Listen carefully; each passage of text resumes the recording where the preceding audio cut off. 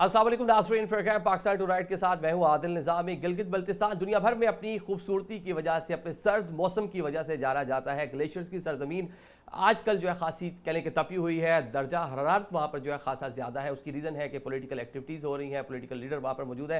सियासी दर्जा हरारत खासा बढ़ चुका है क्योंकि कानून साज असम्बली जो है उसके इंतखाबात होने जा रहे हैं। आज इंतखाबी मुहिम का आखिरी रोज़ है। हमने देखा कि जो मेन स्ट्रीम पॉलिटिकल पार्टीज़ हैं उनकी जो मेन मरकज़ी क़यादत है वो जीबी में मौजूद रही, जलसा-ए-आम से खिताब भी करती रही, अपने कारकुनान को मोबिलाइज़ भी करती रही। किस नौयत के बयानात वहाँ पर दिए गए इंतखाबी मुहिम के दौरान, ये पहले आपको सुनवा देते हैं। पंजाब के हुकूक पे जो सौदा करने के लिए तैयार बैठे हैं वो गिलगित बल्तिस्तान को बेच देंगे। और मुझे बताएं किसी और पार्टी का नाम लेके किसी ने यहाँ पे ईंट भी रखी हो, किसी मंसूबे की बुनियाद रखी हो, कोई सड़क की बुनियाद रखी हो।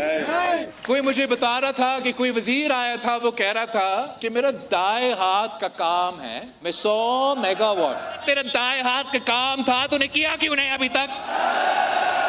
जमहूरियत का लिबादा पहनकर पाकिस्तान के बड़े शहरों को खंडर बनाने वाले वो आपके मसले हल नहीं कर सकते। मैं आपसे पूछता हूँ कि अगले 5 साल हुंजा कैसा होना चाहिए? कराची जैसा होना चाहिए कि लाहौर जैसा होना चाहिए? आपसे वोट मांगते हैं, खुद अपने हलकों में हारे हुए इधर आते हैं कि इंसान वोट दे दो। ये आपने लीडरशिप को सुना। वफाक के मुश्तरका जो इत्तेहादी हैं वो पाकिस्तान तहरीक इंसाफ अपना जो मुखालिफ है उसको छोड़कर एक दूसरे के खिलाफ जो है बयानबाजी देते हुए नजर आ रहे हैं। सब वो जो एक रवायती सियासत थी पाकिस्तान मुस्लिम लीग नून और पाकिस्तान पीपल्स पार्टी की जो 90 की दहाई में आपको देखने को मिली, उसकी एक झलक यहाँ पर नजर आ रही है। इस पूरी सूरत हाल को अगर हम बात कर लें पाकिस्तान तहरीक इंसाफ की, जो फिक्स मैच करार दे रहे हैं और साथ में ये शिकवा भी करते हुए नजर आ रहे हैं कि उनको लेवल प्लेइंग फील्ड नहीं मिल रही है। वही शिकवा है जो 2024 के आम इंतखाबात में पूरे पाकिस्तान में आपने देखा कि पाकिस्तान तहरीक इंसाफ का शिकवा था कि उसको उसके जो कारकुनान हैं उनको लोग मोबिलाइज नहीं होने दिया जा रहा, लीडरशिप को कहीं आने जाने की इजाज़त नहीं है। यही झलक यहाँ भी देखने को मिल रही है कि लीडरशिप वहाँ पर गई है अपने कारकुनान को मोबिलाइज करने के लिए, इंतखाबी मुहिम में हिस्सा लेने के लिए, लेकिन लीडरशिप को इलाका बदर किया गया। उस तरह से कह लें आज़ादाना तौर पर इंतखाबी मुहिम जो उसको चलाने नहीं दिया गया। ये पाकिस्तान तहरीक इंसाफ जो उसका शिकवा है। तो इन हालात में होने वाले इंतखाबात जो उसकी क्रेडिबिलिटी, उसकी शफाफियत जो है उस पर तो डेफिनेटली सवालिया निशान होगा। इस पर बात करेंगे। साथ साथ बजट जो है वो पेश होना है आइंदा हफ्ते। एक खलिज हमें नज़र आ रही है जो मरकज़ी सियासी जमातें हैं उसमें पाकिस्तान मुस्लिम लीग नून हो और पाकिस्तान पीपल्स पार्टी हो, जो आपने उस इलेक्शन में भी देख लिया कि वो तलखी है, क्या वो आने वाले बजट पर भी असरअंदाज होगी? आज के प्रोग्राम में इस पर भी बात करेंगे। जो गेस्ट हमारे साथ मौजूद हैं, सबसे पहले मैं उनका तारुफ कराता चलता हूँ। आप डॉक्टर साहब हमें ज्वाइन कर रहे हैं, रुकन कौमी असम्बली है, पाकिस्तान तहरीक इंसाफ से ताल्लुक है। कमरजमान कायरा साहब हमारे साथ मौजूद है, साबिक वफाकी वज़ीर इत्तलात और नशरियात है और जीबी के साबिक गवर्नर भी रह चुके हैं। खलील ताहिर सिंधु साहब हमें ज्वाइन कर रहे हैं, सेनेटर हैं, पाकिस्तान मुस्लिम लीग नून से ताल्लुक है। तमाम मोअज़्ज़िज़ मेहमानों का शुक्रिया अदा करेंगे। कायरा साहब आपसे आगाज़ कर लेते हैं कि रवायती सियासत थी पाकिस्तान मुस्लिम लीग नून और पाकिस्तान पीपल्स पार्टी की 90 की दहाई में, बाद में मादी में भी चलती रही, लेकिन अभी तो वफाक में आप लोग एक साथ मिलकर आपके वोटों से हुकूमत कायम है। जो वफाक की तलखियां थी वो गिलगित बल्तिस्तान इलेक्शन में नजर आई। देखिए, हम मुखालिफ सियासी जमातें हैं। हमने एक खास बात की बुनियाद पे या एक खास सिचुएशन में कि कोई एक जमात अक्सरियत की हामिल नहीं थी, लिहाजा एक गवर्नमेंट फॉर्म की, कोalition की। लेकिन हम बार बार आपको कहते रहे और कह रहे हैं कि हम अलग अलग जमातें हैं, अलग अलग क़यादत है, अलग अलग नजरियात हैं। हम एक दूसरे के खिलाफ इलेक्शन लड़े भी थे, आज भी लड़ रहे हैं, कल भी लड़े।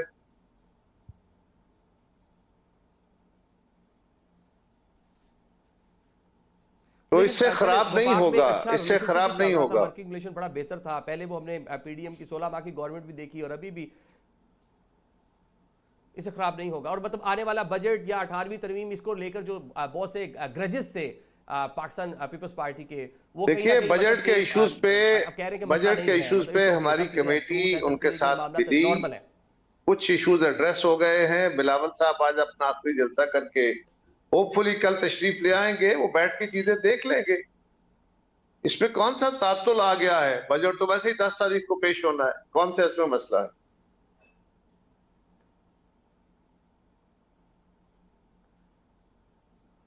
ठीक है, मतलब फिर ये एक जो रवायती सियासी जुमले होते हैं हम इसको ऐसे ही लें जिस तरह फिर पाकिस्तान तहरीक इंसाफ भी कह रही है कि फिक्स मैच है, इसमें मतलब कोई ज्यादा बात नहीं है। आपने वोटर सपोर्टर को जरा एनर्जेटिक कर, देखिए हो सकता है आपका ख्याल हो कि हमें एक दूसरे के खिलाफ बंदूक उठा लेनी चाहिए, हो सकता है पीटीआई का ये ख्याल हो कि हमें एक दूसरे से गुफ्तगू उनकी तरह करनी चाहिए जिस तरह वो अपने मुखालफिन के लिए करते हैं, लेकिन ये उनका वतीरा, उनको मुबारक हो, हमारा तो नहीं है। हम बार बार कह रहे हैं कि जमहूरी तजर्बे से गुजरने के बाद आपको चीजें समझ आती हैं। जो कोलिशंस होती हैं वो इसी तरह चलती हैं, कोलिशन मर्जर नहीं होता। आप लोग भी मेरे भाई समझे कि ये जो सियासी अमल के अंदर कोलिशन गवर्नमेंट बनती हैं, ये अलग अलग नजरियात की हामिल जमातें कुछ चीजों पे मुत्तफिक होती हैं और बाकी चीजों के ऊपर आपने इत्तेफाक राय करना होता है। कुछ लोग को मुराद ये है, एक रजिस्ट्रेशन है, उसमें कुछ हमारे नजरियात है, कुछ उनके नजरियात हैं, बैठ के आपस में एडजस्ट करेंगे, इस कानून को इस तरह बनाइए, इस तरह बनाइए। ये नहीं होगा कि किसी एक जमात की डिक्टेशन होगी, और इख्तलाफ राय पहले भी होता रहा, असेंबली में भी होता रहा, आइंदा भी होता रहेगा। और जब इलेक्शन आता है, इलेक्शन हम एक दूसरे के खिलाफ इसलिए लड़ते हैं कि हम मुखालिफ जमाते हैं। वो तो गिलगित बल्तिस्तान तो एक अलग एंटिटी है, उस एंटिटी का अपना इलेक्शन है, कल कश्मीर का इलेक्शन आएगा, वहां भी हम एक दूसरे के खिलाफ लड़ रहे होंगे। अब अगर आप इसको फिक्स मैच कहें या कोई और कहना चाहें तो ये आपकी मर्जी है, जो चाहे कहे। अरे हाँ, जुमले चलते हैं, गुफ्तगू होती है, तल्ख भी हो जाती है। मैदान में अपने पुराने मंसूबे बताती हैं, फ्यूचर का प्लान बताती हैं। मैंने मोबिलाइज वर्ड यूज किया, कारी साहब, मोबिलाइज, चीट वर्ड यूज नहीं किया। चलें मगर साहब, आपसे आपकी जानिब आ जाते हैं। लेवल प्लेइंग फील्ड नहीं मिल रही, एक इशू तो है, लेकिन ऑन द अदर साइड जिस तरह हम देख रहे हैं कि जो वफाकी हुकूमत इत्तेहादी सियासी जमातें हैं, जब जीबी इलेक्शन में गई हैं तो एक दूसरे के आमने सामने जो वफाक के ग्रजेस हैं वो रख रही हैं, और आप इसको फिक्स मैच कह रहे हैं। बिस्मिल्लाहिर्रहमानिर्रहीम। बहुत शुक्रिया आदिल निज़ामी साहब। सबसे पहले तो आपको हज की मुबारक हो। हम आपको मक्का मुअज़्ज़मा और मदीना शरीफ में भी देखते भी रहे और आपको सुनते भी रहे। आपने वहाँ से अपने वीलॉग के ज़रिए और चैनल्स के ज़रिए लोगों को आगाही फराहम की। तो आदिल निज़ामी साहब, ये गिलगित बल्तिस्तान का जो इलेक्शन है, अभी मेरे भाई कह रहे थे कि ये एक सियासी अमल है, ये जमहूरी तजुर्बे से सारी चीज़ें हासिल होती हैं।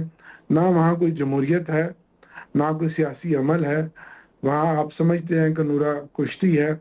कभी ऐसा आपने पाकिस्तान की तारीख में देखा होगा इससे पहले कि अपने मुखालफिन को, जो उनकी लीडरशिप है, जो पार्टी कायदीन है या पार्टी कारकुनान है, उनको आप उस सूबे में कैंपेन ही ना करने दें, और जो अगर कोई पहुंच जाए तो उनको गिरफ्तार करे और सुबह बदर कर दे।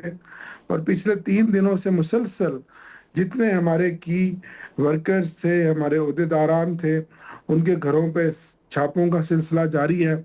और उससे पहले 3-4 महीनों से आप देख रहे हैं कि पीटीआई से ताल्लुक रखने वाले जो लोग थे, जो पोटेंशियल कैंडिडेट्स थे, उनकी प्रेस कॉन्फ्रेंसें करवाई गई, धौंस के जरिए ताकत के इस्तेमाल करके उनको पार्टियां छुड़वाई गई। इवन पीसीओ लोग तो ऐसे हैं जिनको मजबूर किया गया कि आप जीबी में भी नहीं रहेंगे, आप जीबी से बाहर केपीके में, इस्लामाबाद में रहेंगे। इस तरह का माहौल बनाकर ये इलेक्शन करा रहे हैं। किसको बेवकूफ़ बना रहे हैं? अब पीएमएलएन या पीटीआई आपस में जिस तरह मर्जी एक दूसरे के खिलाफ इलेक्शन के मौके के ऊपर गुफ्तगू करें, लेकिन लोग बहुत बाशऊर हैं। लोग समझते हैं कि ये पीटीआई के खिलाफ ये सब कुछ हो रहा है। लोगों को ये पता है कि पीपल्स पार्टी और पीएमएलएन एक ही सिक्के के 2 रुख हैं। लोगों को ये पता है कि पीटीआई को जिस तरह 8 फरवरी में पाकिस्तान में फॉर्म 47 के जरिए हराया गया और उनका इंतखाबी निशान छीना गया और पीटीआई को इंतखाबी अमल से बाहर रखा गया, सेम उसी का तसलसल जीबी में भी होने जा रहा है और उसके बाद कश्मीर में भी यही करेंगे। तो अब जमहूरियत और ये इलेक्शन, ये सारा प्रोसेस अब फ्रॉड है। तो इस पर जितना इसकी मजम्मत की जाए, जितना अफसोस किया जाए कि आज दुनिया कहाँ से कहाँ चली गई है और हम अपने सियासी मुखालफिन को दबाने के लिए हर तरह का हरबा, हर तरह का वो हथकंडा, हर तरह के अदारों को बतौर हथियार इस्तेमाल कर रहे हैं। और खौफ क्या है? सिर्फ इमरान खान की मकबूलियत का, जो इनको रातों को भी नहीं सोने देता, दिन में भी इनको चैन नहीं है। इनमें अगर थोड़ी सी अखलाकियात तो टॉक शोज पर तो बैठ के बड़े भाषण देते हैं। तो लेवल प्लेइंग फील्ड देना, वहाँ पीटीआई के उम्मीदवार को इलेक्शन में हिस्सा लेने की इजाज़त देते, वहाँ पीटीआई का निशान होता, वहाँ पीटीआई के लोग इलेक्शन लड़ते। आप को पता है कि हम भी उसी तरह इलेक्शन लड़ रहे हैं वहाँ, जैसा हमने पाकिस्तान में लड़ा, लेकिन वहाँ की 90% अवाम पाकिस्तान तहरीक इंसाफ के साथ है, इमरान खान के साथ है, जिस तरह पूरे पाकिस्तान में है। ये सब जानते हैं कि लोगों को सब धोखा दिया जा रहा है और इसके अलावा कुछ नहीं। सिद्धू साहब, हमने देखा कि एक वफाक में आप लोग इकट्ठे हुकूमत में हैं, लेकिन जो ग्रजेस वफाक के थे वो जीबी इलेक्शन के दौरान नजर आए? आदिल नज़ामी साहब, मैं कायरा साहब की बात इंतहाई काबिल एहतराम है। दोनों मेहमान, कायरा साहब हमारे बड़े भाई हैं, डोगर साहब भाई हैं, हम इकट्ठे रहे 2008 में पंजाब असेंबली में। तो कायरा साहब ने फरमाया कि ये तो बात नहीं कि हम बंदूकें उठा लिए, सोटे उठा लिए, एक दूसरे के खिलाफ मारने पे शुरू आ जाए। No, not at all. और जो आपने स्टार्ट में लिया था अपने इंट्रो में कि ये नवे की दुहाई की सियासत है, नहीं, सवाल ही पैदा नहीं होता। बहुत कुछ सीखा दोनों जमातों ने और सीख के यहाँ तक पहुंचे हैं। हम चाहते हैं कि बाकी भी सीखें। और एक जमहूरी अमल जो होता है या इलेक्शंस होते हैं, उनकी स्ट्रेटेजी फर्क होती है। जो हुकूमत चलाना होता है उसकी स्ट्रेटेजी फर्क होती है। It's entirely different. जहां तक डोगर साहब ने फरमाया है, मेरे लिए बहुत काबिल एहतराम है। लेकिन इनकी तो जमात ही वहाँ पे कोई रजिस्टर्ड जमात ही नहीं है। पीटीए कौन सा वहाँ पे इलेक्शन लड़ रही है? ना कोई उनका उम्मीदवार है, ना इनका निशान है, ना कोई बात है। इनकी तो इंटर पार्टी इलेक्शन ही आज तक नहीं हुई। आपको पता वजीदुद्दीन साहब की जो रिपोर्ट थी, एक बहुत कॉम्पिटेंट आदमी, तो उन्होंने कहा था कि इनकी तो हुकूमत में जो इलेक्शन हुए थे पहले, वो बाद में उन्होंने वजीदुद्दीन साहब को निकाल दिया था। वो पैसे चले थे इनके इंटर पार्टी इलेक्शन में। उसके बाद आज तक इनके कभी इलेक्शन ही नहीं हुए, ना कोई ऐसी बात है। This is the fundamental right, it comes in the ambit of the Election Act 2013 as well as constitution of Pakistan as a being a lawyer. I am saying कि जब तक ये जमात रजिस्टर्ड नहीं होगी और अपना इनका सिंबल नहीं होगा, तो ये किसकी सपोर्ट कर रहे हैं, कहाँ पे क्या कर रहे हैं, कोई ऐसी बात नहीं। लेकिन जहां तक अगर इनके कुछ उम्मीदवार आजाद, मुझे नहीं पता खड़े किए हैं, तो मिनिस्टर गौर साहब कल भी जलसा कर रहे थे और भी दूसरे दोस्त जलसा कर रहे हैं। किसी को क्यों रोकना है वहां पे? ऐसी कोई बात नहीं है। बाकी वोट लोगों ने देने, 7 तारीख को पता चल जाएगा। 24 सीटें कुछ पीपल्स पार्टी ले लेगी नेचुरली, कुछ हम ले लेंगे, कुछ और जमातें ले जाएंगी। लेकिन बाकी जहां तक डोगर साहब का तल्लुक है, मैं दोबारा कहता हूँ विद अटमोस्ट रिस्पेक्ट कि मेरा भाई है, कभी कोई ऐसी बात नहीं है। इनकी जब जमात होगी, जब ये बाकायदा सियासत में आएंगे। और ये बार बार डोगर साहब कहते हैं कि हमें खौफ है। किस बात का खौफ है भाई? आपका पंजाब से तो डोगर साहब, आप मेरे लिए फिर दोबारा कहता हूँ कि कोई निकलता नहीं आपका आदमी, और केपी से थोड़े बहुत लोग आते हैं। तो फिर इस तरह से तो नहीं होता ना। जो कुछ आपने 9 को किया, 2 ही तरीके होते हैं। अगर वो कामयाब हो जाए तो वो उसको इनकलाब कहते हैं, नाकाम हो जाए तो बगावत कहते हैं। तो वो बगावत साबित होगी, बगावत शुमार हो रही है। क्या जरूरत थी? अभी आप रिसेंटली देखे, आप कहते हैं कि फौज हमारी है, फौज से हमारे ताल्लुकात है। अभी ये यौम मार्कल हक मनाया गया जब मई में, तो आपकी किसी जमात ने को केक तक नहीं काटा किसी सूबे में, और किसी जगह पे कोई तकरीब बनाई इस बात पे कि हमारी फौज ने अपने से 6 गुना बड़े मुल्क को हराया। तो ये ऐसी हालांकि कॉमनैलिटी थी, आप उस जंग में हमारे साथ थे, पूरा पाकिस्तान इकट्ठा था। आंधा भी कभी होगा तो हम सारे इकट्ठे होंगे। लेकिन इन चीजों का इजहार जो है वो उसको आपको किसी न किसी तरीके से करना पड़ता है। और फिर आपको सेकेंडली, आपकी तो बहुत दफा बात हुई है, you are very near and dear to Rana Sanaullah Khan sahab के मुज़ाकरत करें। लेकिन आपकी डोगर भाई, आपकी अपना आगे से वहां से कोई मानता ही क्यों नहीं ना? वो आपको पता ही है, जो भी जाते हैं पहले भी तारीख तय होगी, 26 तारीख तय हो इसी इलेक्शन की, आपको याद है। इससे जो पहले फवाद चौधरी और अपना शाह महमूद कुरैशी साहब मुज़ाकरत कर रहे थे, तो जब वापस आए तो उन्होंने कहा जी वो आगे से मानते नहीं है, आपको भी पता है। फिर डॉक्टर साहब, आपको याद होगा जब ये जो आनी थी 26वीं तरमीम, तो आपने खुद कहा था कि हमें जब तक हम वहां, और बिल्कुल आपने बहुत as a political worker, as a political leader, आपको जो फिर सेंस ऑफ या क्या कहना चाहिए, इंटेलिजेंस है, वो प्रिवेल करती है आप में। तो आपने कहा था कि जी हम ठीक है, हमारी हद तक तो बातें हम ठीक है, लेकिन पहले हम अपने लीडर से पूछ लें। तो जब बातें आप डॉक्टर साहब आपको पता वहां पे गई, तो फिर टोटली इनकार हो गया, वहां पे रिफ्यूज हो गया। और अभी भी आप देखें ना, आपकी जमात हम, लेकिन आपका इंटरनल मामला मैं कहूंगा नहीं, लेकिन अभी अचकज़ई साहब हमारे लिए काबिल एहतराम है, अल्लामा राजा नासिर अब्बास साहब हमारे लिए काबिल एहतराम है। लेकिन आपको अपनी पार्टी में से कोई बंदा ही नहीं मिला। वो हमारे एक शादी थी गांव में, तो लड़की का भाई खुद ही अपने गई जा रहा बहनोई को कहीं जा रहा है, पंजाबी जैसे इतने पंजाबी हैं कि ले आते तो चला पर रहना को नहीं हो। मतलब आप चाहते हैं कि अगर मुज़ाकरात कामयाब होते हैं तो उसका सिरा जो पीटीआई के सर जाए या जो भी है, और अगर नाकाम है तो अचकज़ई साहब के सर जाए। तो इस तरह से होता नहीं डॉक्टर साहब ये। और बाकी जहां तक इलेक्शन का तल्लुक है, ये 7 को खत्म हो जाएगा। हम और पीपल्स पार्टी एक है, पहले भी एक थे और अब भी आइंदा जो कॉमनैलिटीज होती हैं उसमें हम इकट्ठे हैं। बिलावल साहब हमारे काबिल इंतहाई काबिल एहतराम है, और शहीद मोहतरमा बेनज़ीर भुट्टो साहबा ने और मियां नवाज़ साहब ने और बाकी जमातों ने जो चार्टर ऑफ डेमोक्रेसी किया है। इसी पर राणा साहब ने 3-4 दिन पहले बात की थी आपके साथ ही प्रोग्राम में कि जिस पे भी हो सबसे बात होगी स्टेक होल्डर से, और उसके बाद अगर अमेंडमेंट करनी या नहीं करनी, बजट की बात है, तो हम इनको साथ लेके चलेंगे, हमारे साथ है। और मुल्क की तरक्की, बहाली और खुशहाली की खातिर हम सब एक हैं। ठीक है, चलिए यहीं से बात शुरू करते हैं। प्रोग्राम में एक ब्रेक की जानिब बढ़ते हैं।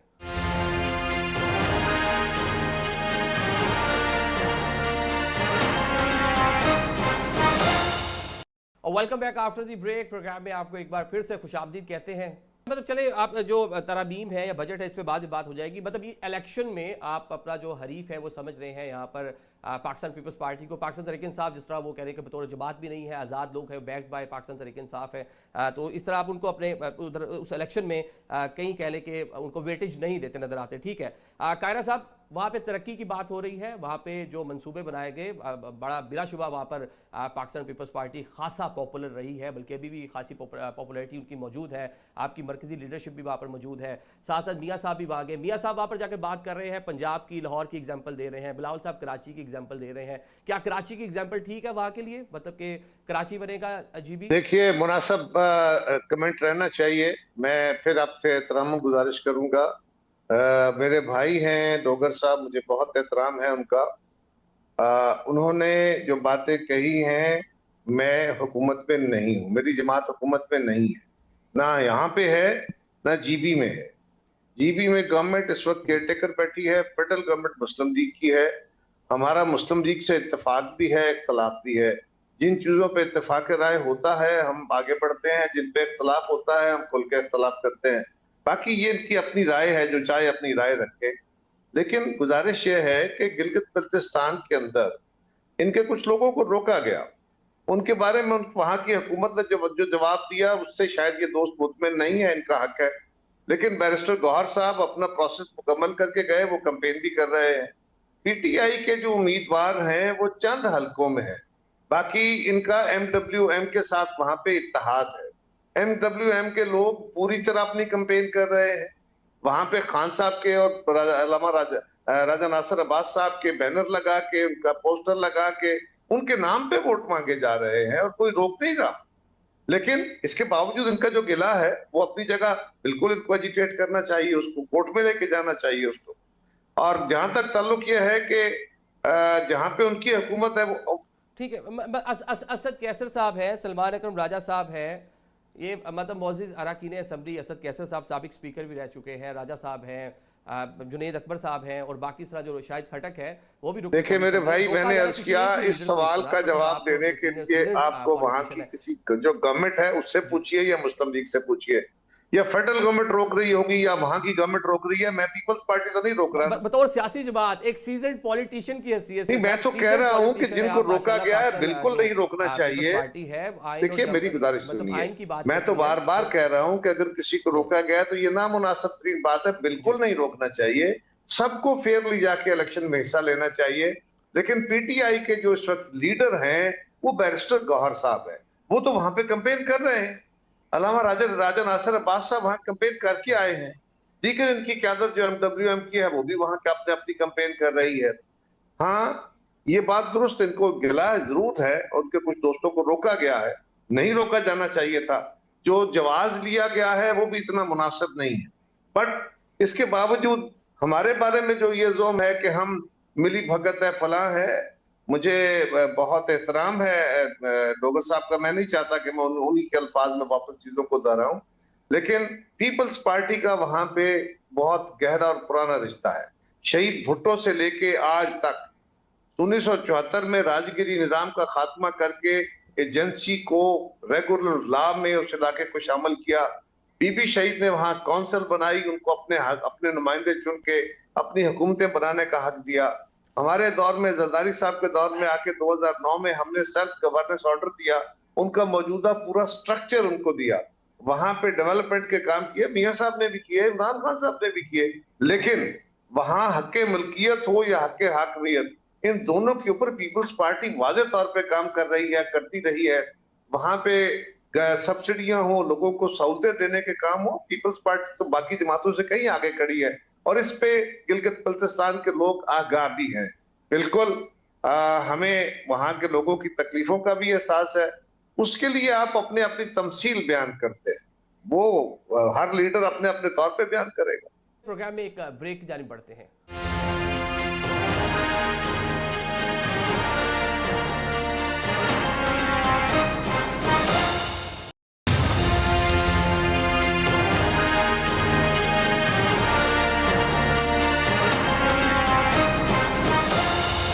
Welcome back after the break. Programme में आपको एक बार फिर से खुशामदीद कहेंगे। अब बात कर लेते हैं ईरान अमेरिका मुज़ाकरात की सूरत हाल पर। ऑल्दो उसमें एक जमूद है, लेकिन एक अच्छी बात यह है कि सीज़ फायर की खिलाफ वर्जियाँ भी हो रही है, लेकिन उसके बावजूद दोनों जो फ्रीकैन हैं वो बातचीत के लिए राजी नजर आते हैं। लेकिन ऑन द अदर साइड पूरी सूरत हाल में स्पॉइलर का रोल जो है वो प्ले कर रहा है इसराइल। इसराइल के प्राइम मिनिस्टर नेतन्याहू और ट्रंप की बातचीत के हवाले से भी खबरें डेफिनेटली आपने देखी होंगी, जिसमें बताया गया कि ट्रंप ने खासा बुरा भला कहा और इसराइल को मना किया कि वो जिस तरह से लेबनान में और गजा में जिस तरह सूरत हाल को ख़राब किए हुए है वो उससे बाज रहे, क्योंकि लेबनान का सीज़ फायर और सारी की सारी चीज़ें कुछ कंडीशंस ईरान की जानिब से बीच में लगाई गई हैं। इस पेचीदा जो ये मामला है, जरा इस पर बात करते हैं। गेस्ट हमारे साथ मौजूद है, उनका तारुफ कराते चलो हमें ज्वाइन कर रहे हैं कमर चीमा साहब, डिफेंस एनालिस्ट हैं और साथ में इंटरनेशनल अफेयर्स पर भी खासी गहरी नज़र रखते हैं, और साथ साथ major general retired Zahid Mahmood sahab हमारे साथ मौजूद हैं, आप भी डिफेंस एनालिस्ट हैं। चीमा साहब, आपसे आगाज़ कर लेते हैं। वैसे भी अमेरिका में इस टाइम मौजूद हैं, क्या देख रहे हैं कि क्या दोनों जानिब जो हैं वो करीब आ जाते हैं? कभी इंचीज अवे की बात होती है, एग्रीमेंट ब्लॉकेट ख़त्म होने की बात हो जाती है, लेकिन कोई प्रॉपर सीज फायर के बाद भी प्रॉपर एग्रीमेंट जो है वो होता नजर नहीं आता। क्या है, क्या टाइम टेक कर रहे हैं दोनों जानिब? बहुत शुक्रिया आदिल साहब। और देखें, बात सिंपल सी है कि मुझे लग रहा है कि अगर जो पहला फ्रेमवर्क एग्रीमेंट तैयार होने में और उसके साइन होने में इतना टाइम लग रहा है, तो कॉम्प्रिहेंसिव एग्रीमेंट कैसे होगा। और सबसे इम्पॉर्टेंट बात यह है कि इस वक्त मुझे अमेरिका और ईरान के डिफरेंसेस कम नज़र आते हैं और अमेरिका इजराइल के डिफरेंसेस ज़्यादा नज़र आते हैं। अगर फॉर एग्जांपल इस वक्त ईरान कोई ऐसी चीज़ जो अमेरिका चाहता होता ना मान रहा होता, या कोई डिसएग्रीमेंट होता और यहाँ रिस्पॉन्स लेट आ रहे होते ईरान की साइड से, तो आपने सुनना था अमेरिकी सदर से कि अब हम कल हमला करने लगे हैं, मुझे फलां मुल्क ने रोक लिया। अभी कल वो आयतुल्ला मुज्तबा साहब की बड़ी तारीफ कर रहे थे कि अगर मेरे लिए मिलेंगे तो बड़े ऑनर की बात होगी। तो इट मीन्स कि मसला कहीं और है। मसला ये है कि एक तरफ से ट्रंप साहब इलेक्शन ईयर पॉलिटिक्स के बीच में फंसे हुए हैं और नेतन्याहू जो है वो अपनी उस डोमेस्टिक प्रेशर के ऊपर है। वो चाहता है कि मैं हमास को ज़्यादा से ज़्यादा ख़त्म करूं। जब सायरन बजते हैं, लेबनान पे उन्होंने ऑलरेडी हमले काफ़ी किए हैं, वो एक ही गोल लेके बैठा हुआ है, जी मैंने हमास ख़त्म करनी है। पहले वो गज़ा उन्होंने सारा तबाह किया, अब वो लेबनान में घुसे हुए हैं और मकसद, और ट्रंप मना कर रहा है कि ये काम ना करो। हर रोज़ इजरायली जो वज़ीर हैं उनके लिए दुनिया में रास्ते बंद हो रहे हैं। आज भी आयरलैंड ने एक बड़े उनके हॉकिश वज़ीर है, उनकी एंट्री बैन की है। तो मुझे लगता है कि ये इस वक्त जो मसला है वो ये है कि जो लीडरशिप है अमेरिका की, वो नेतन्याहू को कन्विंस नहीं कर पा रही, और ऐसे लग रहा है कि अमेरिका एक बहुत बड़ी सुपर पावर होते भी वो जो किसी मुल्क के पास एक स्ट्रेटेजिक ऑटोनॉमी होती है जिससे वो अपनी मर्जी से फैसले कर रहा है, वो शायद ये नहीं कर पा रहे।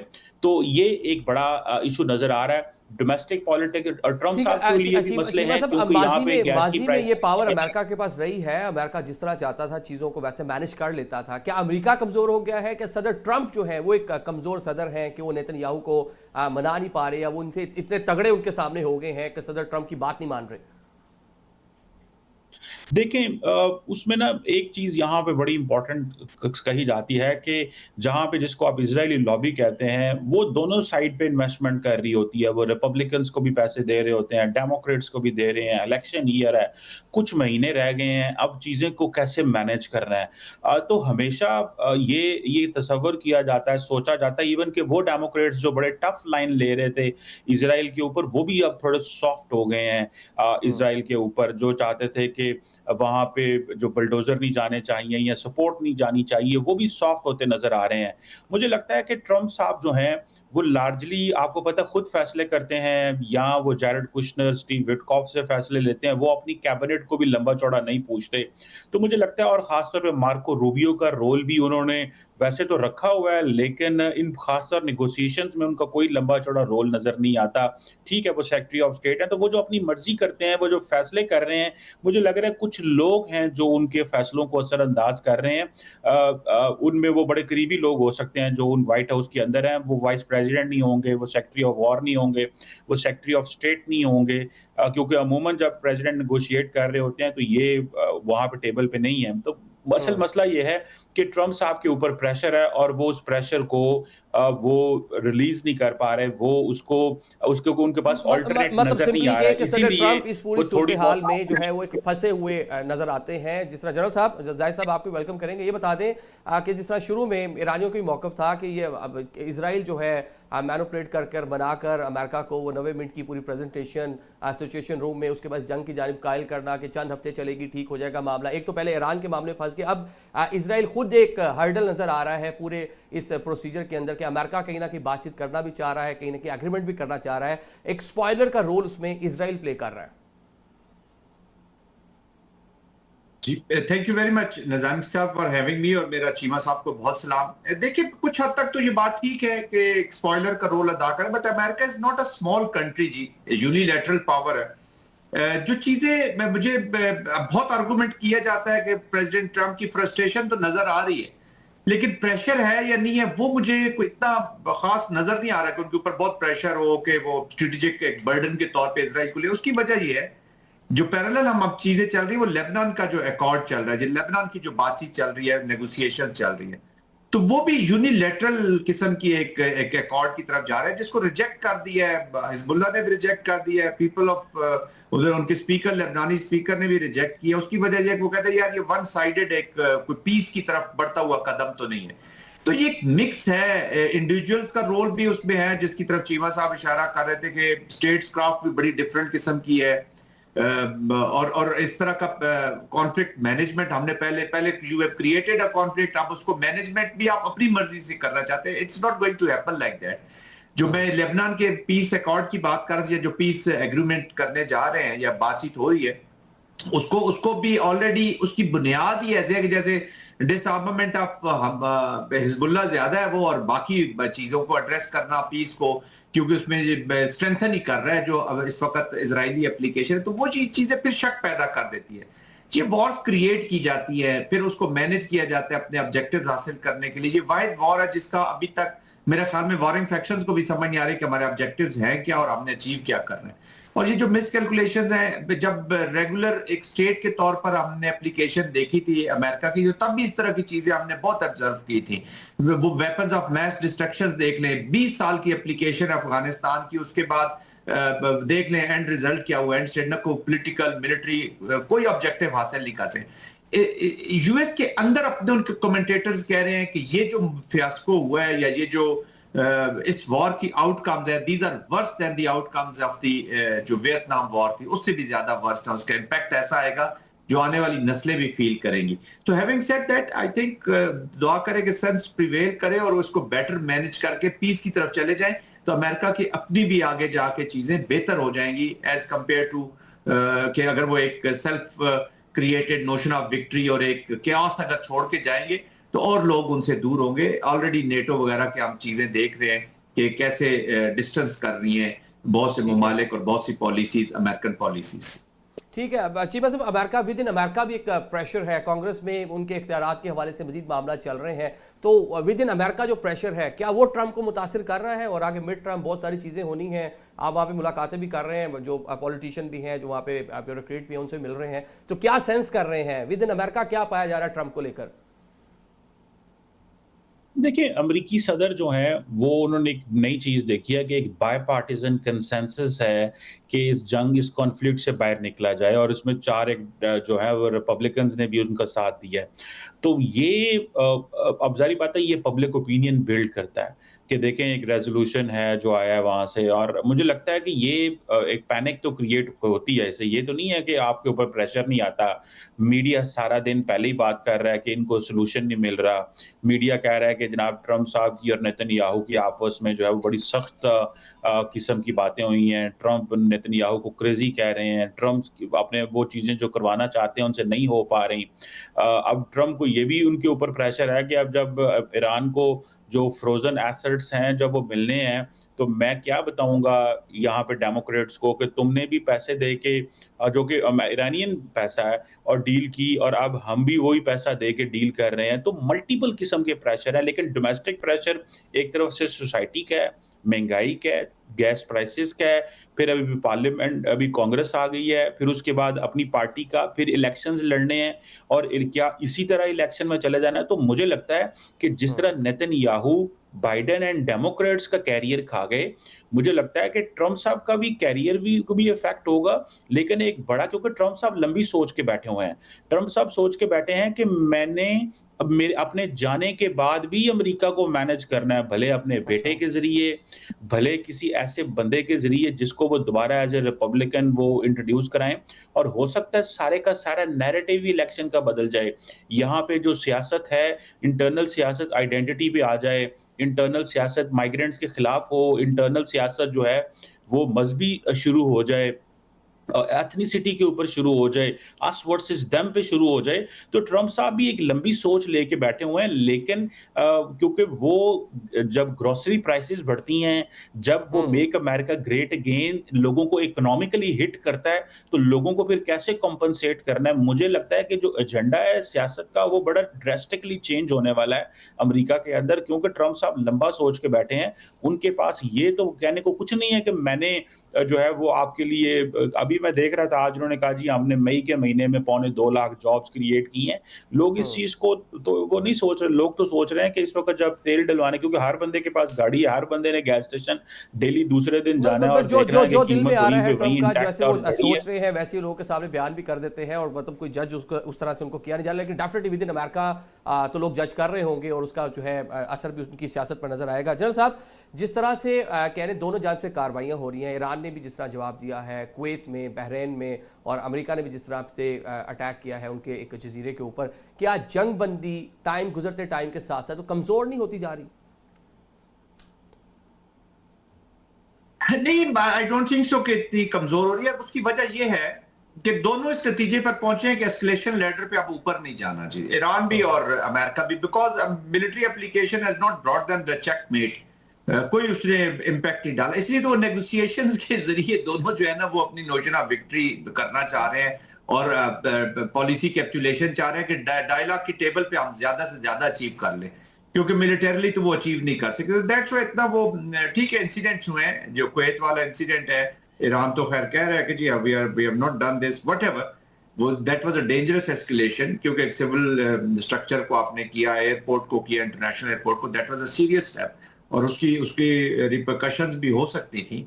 लेकिन जो भी अभी रिस्ट्रेंट है वो भी मेंटेन है, जो पोजीशंस हैं वो भी मेंटेन है। आई थिंक हुर्मुज़ का जो ब्लॉकेड है, जब ये अगर खुलता है तो फिर हम और स्पीड में पीस जो फ्रेमवर्क है कम से कम उसको इस्टेब्लिश करने में कामयाब हो जाएंगे, वो हो सकते हैं। बट इस तरह की चीजें वॉर में चलती रहती हैं। हाँ, जो लेबनान का इशू है वो मुझे ज्यादा डेंजरस लगता है कि उस पर कोई रिस्पॉन्सेज जनरेट हो सकते हैं, क्योंकि ईरान ने भी थ्रेटन किया है कि अगर वो इसी तरह अटैक्स अपने उन्होंने जारी रखे, वहां पे one odd incident in Lebanon जो है उसका खतरा मुझे ज्यादा है एज कम्पेयर टू इस ईरान के अंदर या यहाँ पर जो कार्रवाइयां उससे ज्यादा। ठीक है सर, न्यूक्लियर एक बड़ा इशू था जिसके ऊपर ईरान बात करने को उस तरह से तैयार नहीं था, बल्कि जो इब्तदाई जो मराहिल थे उसमें तो बिल्कुल उसको डिस्कस भी नहीं करना चाह रहा था। क्या वो अभी भी एक बड़े मसले के तौर पर मौजूद है कि कहीं ना कहीं उसके ऊपर सेटलमेंट हो जाएगी? एनरिच्ड यूरेनियम की जो बात है, देखिए एनरिच्ड यूरेनियम के ऊपर ईरान ने पहले भी एक पोजीशन ली थी, वो थर्ड पार्टी के जरिए ट्रांसफर भी हो सकता है, कहीं भी जा सकता है, उस पर बातचीत हो सकती है, वो इतना कोई बिग इशू नहीं। हाँ, Iran will never allow कि Americans उसको they should come and take it out, और Americans should deal with it। वो किसी थर्ड पार्टी के साथ उसके ऊपर कर, देखिए इरानियंस भी चाहते हैं कि जो उनके फ्रोजन एसेट्स हैं वो बहाल हो। There is a situation in Iran also, socio-economic situation is not that good। उनके एसेट्स जो है वो बहाल हो, और अगर उनको कोई थोड़ा सा एक एडिशनल चीज मिल जाती है हुर्मुज़ के कॉन्टेक्स्ट में, उसके कंट्रोल तो उसके पास रहेगा। उनको न्यूक्लियर की इतनी जरूरत इस तरह की है नहीं, और एनरिच्ड यूरेनियम की इतनी नहीं है। उनका हुर्मुज़ जो है वो न्यूक्लियर से भी आगे चला गया, और वो मुस्तकबिल में भी इसको इस्तेमाल करते रहेंगे। उस पर कंप्रोमाइज हो सकता है, वेज एंड मींस डिफरेंट हो सकते हैं, थर्ड पार्टी से हो सकते हैं, आईएई के नीचे हो सकता है, डायरेक्ट वो कभी भी अमेरिकन के ना हवाले करेंगे ना उसको निकालने की कभी इजाजत देंगे। ठीक है चीमा साहब, आखिर में सब ये बता दें कि कब तक आपको इब्तदाई जो एग्रीमेंट है वो होता हुआ नजर आता है? मैं समझता हूँ कि अगर ये लेबनान वाला इशू थोड़ा सा डाई डाउन होता है तो प्रोबेबली बहुत जल्द हम कम से कम फ्रेमवर्क, मैं आई एम नॉट सेइंग कि डील हो जाएगी, लेकिन जो फ्रेमवर्क है how to move about it, और जो इनिशियल सीज फायर है, and maybe some moving back of troops a little bit, not complete, but de escalation, demilitarisation of the region की तरफ हम बढ़ सकते हैं। अगर लेबनान के ऊपर थोड़ी सी पेशरफ बेहतर तरीके से होती है और वहां पे अटैक जो स्पॉइलर का जो रोल है उसको सीरियसली हार्नेस किया जाता है, तो maybe in a weeks time we are moving forward towards framework establishment. ठीक है कमर चीमा साहब, योर टेक, कब तक आपको एक प्रॉपर एग्रीमेंट होता हुआ इब्तदाई तौर पर नजर आता है? देखें, हम तो बिल्कुल 15 दिन पहले भी सोच रहे थे, 10 दिन पहले भी सोच रहे थे कि बिल्कुल एग्रीमेंट तैयार है। ट्रम्प साहब ने तो अरब लीडर से बात की, उन्होंने कहा ठीक है, जो डील आपको मिलती है ले लो। अमेरिका के अंदर भी यही व्यू था। आप देखें, अब चीज़ें स्टक पड़ी हुई हैं। मैं जैसे मेरी ऑब्जर्वेशन तो ये है कि अमेरिका ईरान इतने मसले नहीं हैं इस वक्त। जो स्टेट ऑफ हार्मुज़ के अंदर थोड़ी सी ये मिसाइल्स चल रहे हैं और ये फॉर एग्जांपल ईरानी शिप्स जो निकलती हैं उन पे हमला कर दिया जाता है, ईरान उल्टा कुवैत बहरीन पे कर देता है, तो ये तो basically eyewash at diversion है। असल चीज तो ये है कि वो जो चीजें सेटल हो चुकी हैं उनके ऊपर साइन कब होना है। तो मेरा ख्याल है ईरान भी ये नहीं बताना चाहता कि हाँ जी हम तो बिल्कुल तैयार हैं, हमने एग्रीमेंट बिल्कुल ओके हो चुका हुआ है और हम बस वेट कर रहे हैं साइन कराने का। मेरा ख्याल है कि इस वक्त सिर्फ ये है कि पाकिस्तान की कोशिश तो ये होगी कि जो कुछ एग्री हो चुका हुआ है उस पर ये दोनों पार्टी स्टिक करें और जो इंटरनल प्रॉब्लम्स हैं अमेरिका की और इजराइल की उनको इमीडिएटली सॉल्व किया जाए। मेरी ऑब्जर्वेशन और मेरी असेसमेंट ये, वो जब भी हो जाएंगी तो एग्रीमेंट तो शायद सुबह भी हो जाए, कल हो जाए, या जैसे अभी जन साहब बात कर रहे थे, अभी मसला लेबनान का बढ़ गया है क्योंकि वहां पे नेतन्याहू के ऊपर भी देखें, वो भी तो डोमेस्टिकली भी उसको भी तो पता है मेरे ऊपर करप्शन चार्जेस हैं। ट्रंप ने कहा है कि मैंने तुम्हें बचाया वरना तुम जेल में होते। तो वो चाहता है कि जंग कंटिन्यू रहे, मैं हिजबुल्लाह को हिट करता रहूं, मैं एक क्राइसिस में रहूं ताकि वॉर लाइक सिचुएशन हो, सिक्योरिटी कैबिनेट रोज डिस्कशंस कर रही हो, और अगर नॉर्मल पॉलिटिकल सिचुएशन इजराइल के अंदर आ जाती है तो वो उसके लिए अच्छा नहीं है ये चीज। सो ये भी एक खतरा है कि उसके डोमेस्टिक जो मसले हैं वो एक चैलेंज है ग्लोबल पीस के लिए। मतलब तो आप ये फरमा रहे हैं कि पूरा मामला हल किया सिर्फ ईरान और अमेरिका तक महदूद नहीं है, इसमें और भी बहुत सारी कॉम्प्लेक्स जो है वो चीज़ें मौजूद हैं। आप दोनों मौजूद जो शख्सियात आपका शुक्रिया अदा करेंगे। नाजरीन, एक चीज़ अच्छी है कि सीज़ फायर की खिलाफ वर्जियाँ ऑल दो हुई हैं, लेकिन दोनों जो फ्री कैन हैं वो भी इंटैक्ट हैं, बातचीत के लिए राजी नज़र आ रहे हैं और बैक चैनल खासा इस टाइम भी एक्टिव है। मतलब जो हम माजी में बात थोड़ी सी कि दोबारा जंग हो सकती है, कितने पर जंग के बादल जो है मंडला रहे हैं, वो सारी की सारी सूरत हाल जो है वो नहीं है। किसी भी टाइम एक अच्छी खबर आ सकती है कि अमेरिका और ईरान एक प्रॉपर एग्रीमेंट पर राजी हो गए। आज के प्रोग्राम से हमें इजाज़त दीजिए। अल्लाह हाफिज़।